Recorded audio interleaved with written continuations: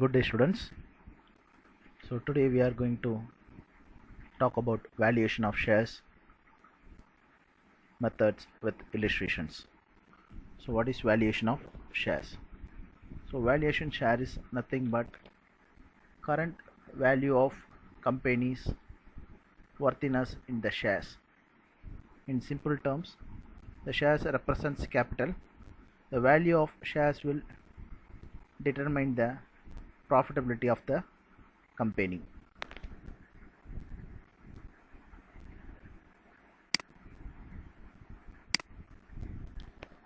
Methods of valuation of shares. We have popular three methods. First one is net asset method.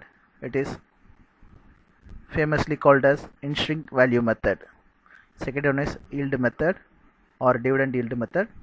Third one is fair value method or average of asset backing and yield method. The name itself it suggests.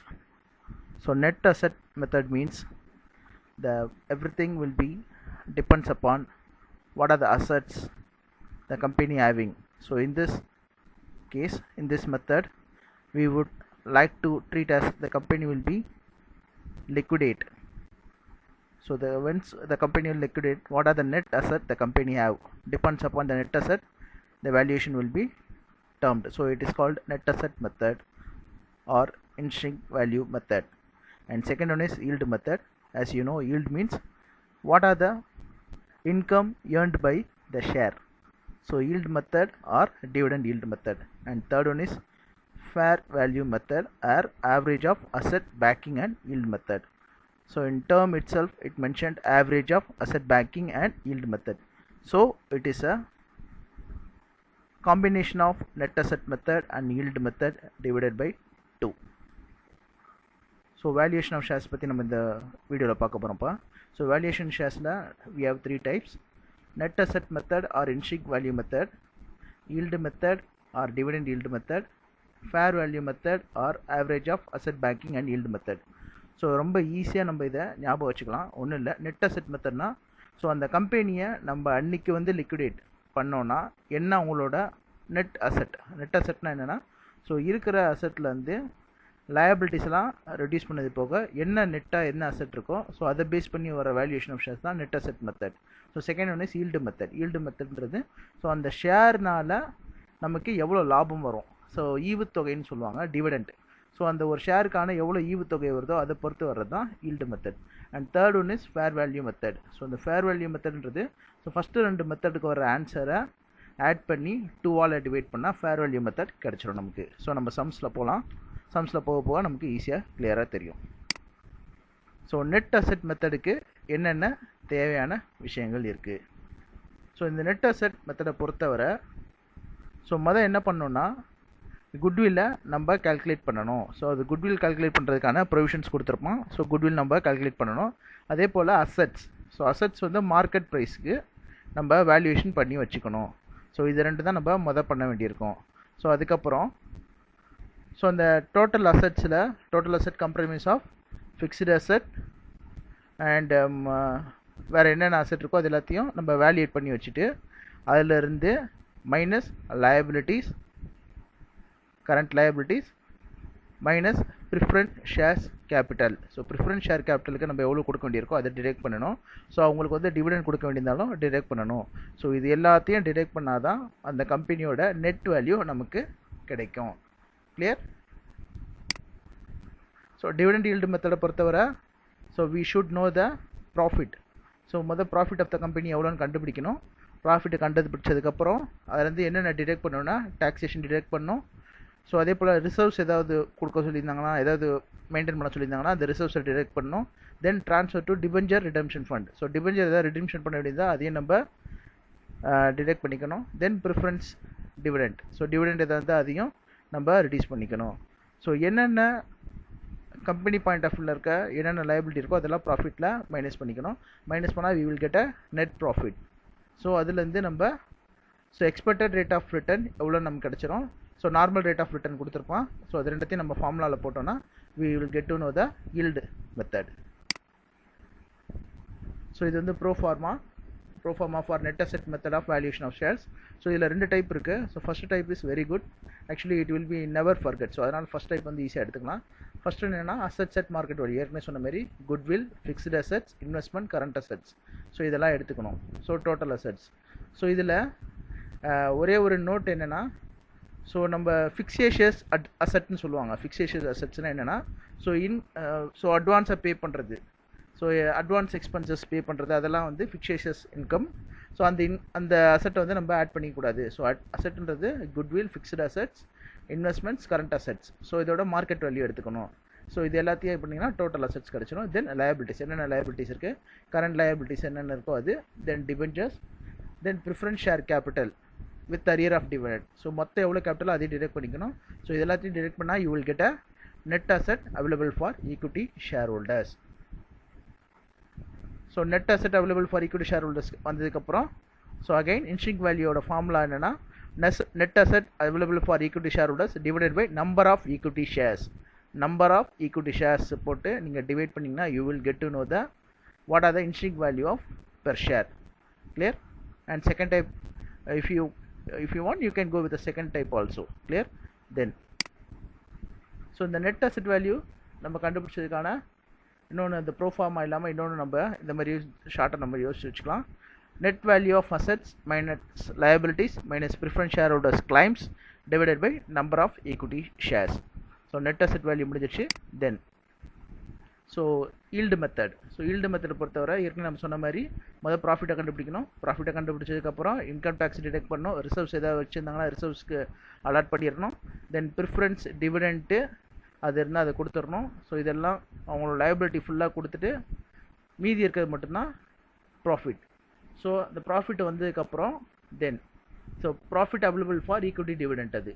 So expected rate of return equal to profit available for equity dividend divided by paid up equity capital. So paid up equity capital, it's nothing but what is a equity capital share amount. So equity share capital oda amount போட்டா போதும், paid up equity capital into 100. clear? then அது கிடைச்சோன்னா expected rate of return கிடைச்சிடும். So yield value per ஷேருக்கான formula என்னன்னா, expected rate of return divided by normal rate of return into paid up value per equity shares. So இந்த paid up value per equity ஷேர்ஸ்ன்றது, so 10 rupees கொடுத்துருந்தாங்கன்னா 10 rupees, 100 rupees கொடுத்துருந்தாங்கன்னா 100 rupees. So this yield method is considers better then net asset method. So third one is nothing but so adding both divided by 2. So இன்ஷிங் வேல்யூவில் வர ஆன்சரையும் yield வேல்யூவில் வர ஆன்சரையும் 2ஆல் டிவைட் பண்ணால் you will get a fair value மெத்தடுக்கான ஆன்சர். ஸோ இந்த ஃபஸ்ட் இல்லுஸ்ட்ரேஷன் எடுத்துக்கிறோம். ஸோ இந்த ஃபஸ்ட் இல்லுஸ்ட்ரேஷன் என்ன கொடுத்துருக்காங்கன்னா, so balance sheet of Saraswati and co limited disclose the following position as on 31st December 1988. So balance sheet கொடுத்துட்டான். Then profit for the past 5 years were சொல்லி கொடுத்துட்டான். So நம்ம இதை net asset intrinsic value method or net asset மெத்தடில் கண்டுபிடிக்க போகிறோம். So அதுக்கு first நம்ம என்ன பண்ணணும், ஸோ எல்லாத்தையும் வந்து மார்க்கெட் வேல்யூ கண்டுபிடிச்சிக்கணும். ஸோ இருக்கிற ப்ராஃபிட் கொடுத்துருக்காங்க, அந்த ப்ராஃபிட்டை வச்சு ஆவரேஜ் எக்ஸ்பெக்டட் ப்ராஃபிட் கண்டுபிடிச்சி குட்வில் கொண்டு வந்துடணும். Clear? So that we get into the problem. So இதான் கொடுத்துட்டான். ஸோ கீழே அட்ஜஸ்ட்மெண்ட் கொடுத்துட்டான். Market value of investment was 3,30,000. So investment 5,25,000 நம்ம பேலன்ஸ் ஷீட்டில் கொடுத்துருக்காது எடுத்துக்கக்கூடாது. கீழே இருக்க அட்ஜஸ்ட்மெண்ட் தான் எல்லாமே எடுத்துக்கணும். So investment now 3,30,000. So then goodwill is to be calculated at 3 years purchase of average annual profit for last 5 years. Find the intrinsic value of each share. So நமக்கு இந்த சம்ம பொறுத்தவரை குட்வில் கண்டுபிடிக்கணும். ஸோ குட்வில் கண்டுபிடிச்சதுக்கப்புறம் ஸோ எல்லா அசட்டையும் நம்ம add பண்ணிவிட்டு so liabilities எல்லாத்தையும் deduct பண்ணால் you will get the intrinsic value. So first one is calculation of value of goodwill. So total profit for 5 years. So total 5 yearsோட நம்ம calculation of goodwill ஏற்கனவே பார்த்தது தான். So 5 yearsோட ப்ராஃபிட்டை ஆட் பண்ணிவிட்டு divided by 5 போட்டால் average profit per year கிடச்சிரும். So average profit per year 60,000 வருது. So குட்விலோட formula average profit into number of years purchase. So number of years purchase already கொடுத்துருக்கான் 3ன்னு. So 60,000 into 3 1,80,000. Clear? So then calculation of intrinsic value of shares. So intrinsic value of shares என்னது calculation of net asset. So assets at market value. So goodwill எவ்வளோ நம்ம calculate பண்ணியிருக்கோம் 1,80,000.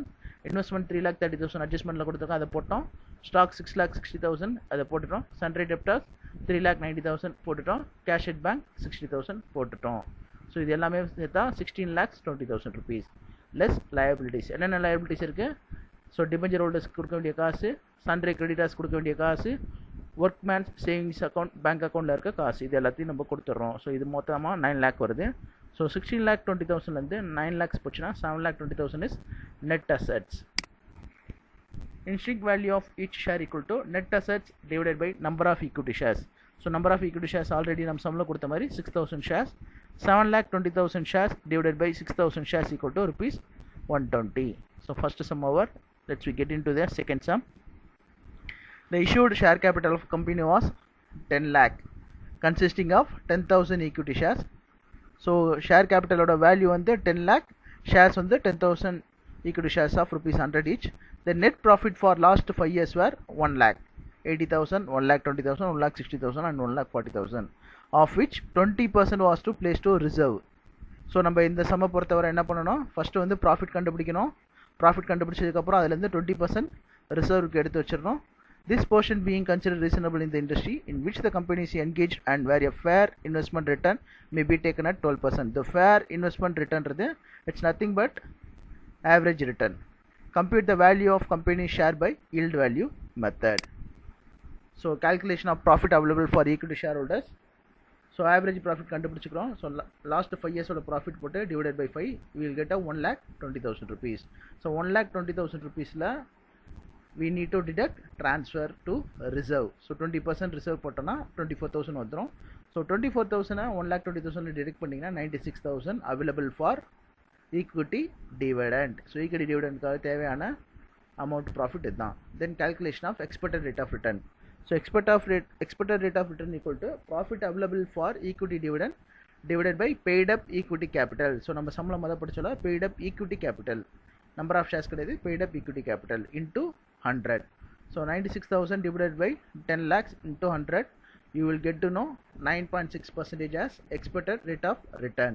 Then calculation of yield value. So yield value per share equal to expected rate of return divided by normal rate of return into paid up value per equity shares. So paid up equity value share என்னது இதுல 100 rupees. So 9.6 divided by 12% into rupees 100. Clear? Done. Third sum. So இதிலே balance sheet கொடுத்துட்டாங்க. Then கீழே adjustment என்னென்னு கொடுத்துருக்காங்கன்னா plant and machinery எவ்வளோ worth இருக்கு, land and building ஓட current value, then 8,000 rupees as debts. So இந்த மாதிரி debts கொடுத்தாங்கன்னா you need to deduct this from debtors. debtorsலேருந்து அந்த bad debts-ஐ reduce பண்ணிக்கணும். Then last 3 years-கான profit கொடுத்துருக்கான். Then it practice to transfer 25% of profit to reserves, ignoring taxation. So taxation deduct பண்ண தேவையில்லை. Find out the value of shares. Similar companies given an yield of 10%. So 10% அவனுக்கு கொடுத்துருக்கான் normal rate of return and the market value of the shares. Goodwill may be taken to be worth rupees 1,60,000. So goodwill அவனே calculate பண்ணி கொடுத்துட்டான். So இதை பொறுத்தவரை first net asset value method கண்டுபிடிக்கணும், then yield methodலையும் கண்டுபிடிக்கணும், ரெண்டு மெத்தடில் கண்டுபிடிக்கணும். For net asset method for pro forma அப்படியே எழுதிக்கிறோம். So asset set market value, goodwill வந்து 1,60,000 நம்ம கொடுத்துட்டோம், அப்படியே எழுதிட்டோம். Then land and buildings 2,40,000, plant and machinery 1,20,000, trademarks 20,000, stock 48,000, debtors less bad debts. So ஏற்கனவே 8,000 இருக்கு, debtors 88,000, so bad debts 8,000 கழிச்சிங்கன்னா 80,000 வரும். Then cash 52,000. So total asset will be 7,20,000 rupees. Then what are the items to be deducted? Liabilities. So அதில் வந்து என்னென்ன இருக்கும், taxation reserve, workman savings account 30,000 rupees, then sundry creditors. So இதில் கொடுத்துருக்க general reserve நம்ம பண்ண தேவையில்லை, ஏன்னா அதுக்கு அடுத்ததில் தான் இது பண்ணுவோம். சண்டே கிரெடிட்டர்ஸ் 98,000, மொத்தமாக 1,88,000 வந்துடும். ஸோ இதை டிரெக்ட் பண்ணனா 5,32,000 net assets available. So intrinsic value equal to net assets divided by number of equity shares. So 5,32,000 divided by 20,000 shares equal to rupees 26.60 paise. Then yield value method. Yield value method பொறுத்தவரை நம்ம என்ன பண்ணணும், profit கண்டுபிடிக்கணும். So profit, so last 3 இயர்ஸோட ப்ராஃபிட்டை divide by 3 போட்டோன்னா உனக்கு அந்த ஆவரேஜ் ப்ராஃபிட் கிடச்சிரும். ஸோ அந்த லாஸ்ட் 3 இயர்ஸோட ப்ராஃபிட்டை போட்டுட்டு தென் பேட் டெப்ஸ் இருந்தால் அதை டிடெக்ட் பண்ணிக்கணும். So you will get a 2,68,000 divided by 3 years. So 3 இயர்ஸ்க்கான ப்ராஃபிட்னால you will get a 89,333 rupees. So இதிலிருந்து 25% we will take it as general reserve. So 25% எவ்வளோனா 89,333 ல 22,333. So அதை இதில் direct பண்ணா you will get a profit available for dividend 67,000. Expected rate of return equal to profit available for return divided by paid up capital into 100. So expected rate of return, so 67,000 67,000 divided by 2 lakhs paid up capital into 100. So you will get a 33.5%. Then yield value per share. So yield value per share formula enna expected rate of return divided by normal rate of return into paid up value per share. So paid up value எவ்வளோ இந்த சம்ம பொறுத்தவரை 10 rupees. So expected rate of return வந்து 33.5% divided by normal rate of return சம்மில் கொடுத்தது 12%. So into 10 rupees போட்டிங்கன்னா 33.5 paise you will get it. Then last one is fair value method equal to intrinsic value plus yield value divided by 2. So 26.6 plus 33.5 whole bracket divided by 2, you will get a 30.05 as a fair value method valuation of shares. Thank you student. Let me meet in another session.